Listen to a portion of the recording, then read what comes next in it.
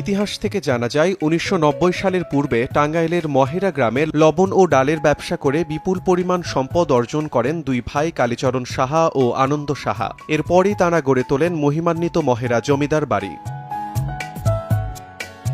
British আমলে করটিয়ার ২৪ পরগনার জমিদারদের কাছ থেকে বিপুল পরিমাণ অর্থে এই এলাকা ক্রয় করেন তাঁদের উত্তরসূরিরা। ধীরে ধীরে জমিদারি প্রতিষ্ঠা পায় মহেরা এলাকায়। তাদের বংশধর রাজেন্দ্র রায়চৌধুরী পরবর্তী সময়ে জমিদারি দেখভালের দায়িত্ব নেন।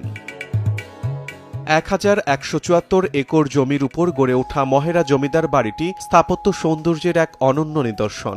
এখানে রয়েছে ৩টি বিশাল ভবন, চৌধুরী লজ, আনন্দ লজ আর কালীচরণ লজ। প্রতিটি ভবনের সামনে রয়েছে বিশাল খোলা প্রাঙ্গণ, দুই পাশে উঁচু প্রাচীর আর প্রবেশদ্বারে খোদাই করা সিংহের মূর্তি, যা জমিদারদের ঐশ্বর্যের প্রতীক। জমিদারদের বিশাল ভবনের পাশাপাশি রয়েছে আত্মীয় স্বজন ও কর্মচারীদের থাকার ঘর আর প্রার্থনার জন্য একটি মন্দির। তাছাড়া জমিদারদের ব্যবসায়িক কার্যক্রম পরিচালনার জন্য নির্মিত হয় আলাদা কাছারি ভবন ও নায়েব ভবন। মহেরার বাইরেও দেশের বিভিন্ন স্থানে তাদের বাণিজ্যিক কেন্দ্র গড়ে ওঠে, যা তাদের ঐশ্বর্যের বিস্তৃতি জানান দেয়। প্রত্নতত্ত্ব বিশেষজ্ঞের মতে ভবনগুলোর স্থাপত্যে রোমান ও মুঘল শৈলীর মিশেল পাওয়া যায়। চুনসুরকি ও ইটের গাঁথুনিতে তৈরি এই স্থাপনার কারুকাজ এখনও মুগ্ধ করে দর্শনার্থীদের। টাঙ্গাইলের মধ্যে এটা খুবই বিখ্যাত, এখানে আসলে যে কারোর মন ভালো হবে। আমি এখানে আরো অনেকবার আসছি। এখানে আমি রাজমহল দেখছি, 4x4টা, আরো হরিণ ছিল, মাছ ছিল, পুকুর টুকুর আমি এগুলো দেখছি।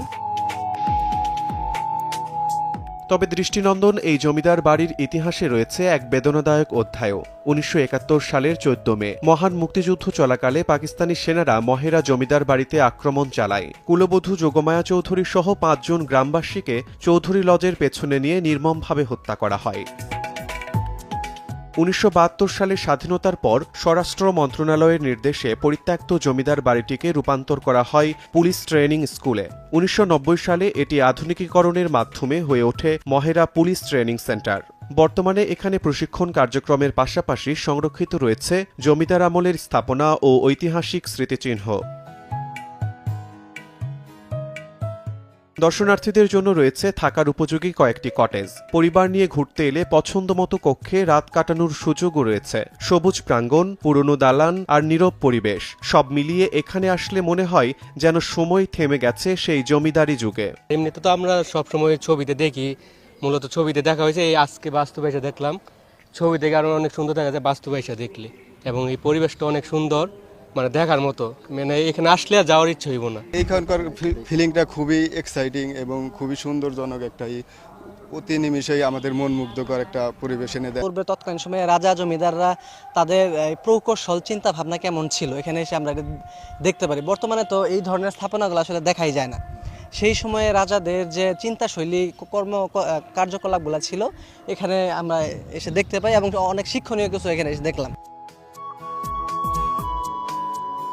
মহেরা জমিদার বাড়িতে আসতে চাইলে রাজধানীর মহাখালী বাস টার্মিনাল থেকে নিরালা, ধলেশ্বরী, ঝটিকা নামের বাসে টাঙ্গাইলের পথে উঠতে হয়। মাত্র ৭০ কিলোমিটার অতিক্রম করে নামতে হবে মির্জাপুর উপজেলার মহেরা বাস স্ট্যান্ডে।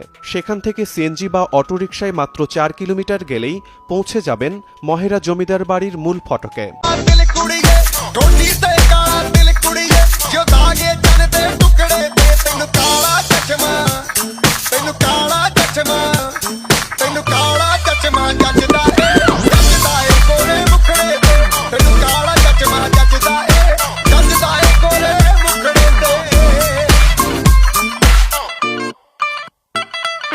सड़कों पे चले जब लड़कों के दिलों में तू आग लगा दे बेबी फायर, नकली से न करे तू करे जब देखे हमें झूठी लायर, काला काला चश्मा जचता तेरे मुखड़े पे जैसे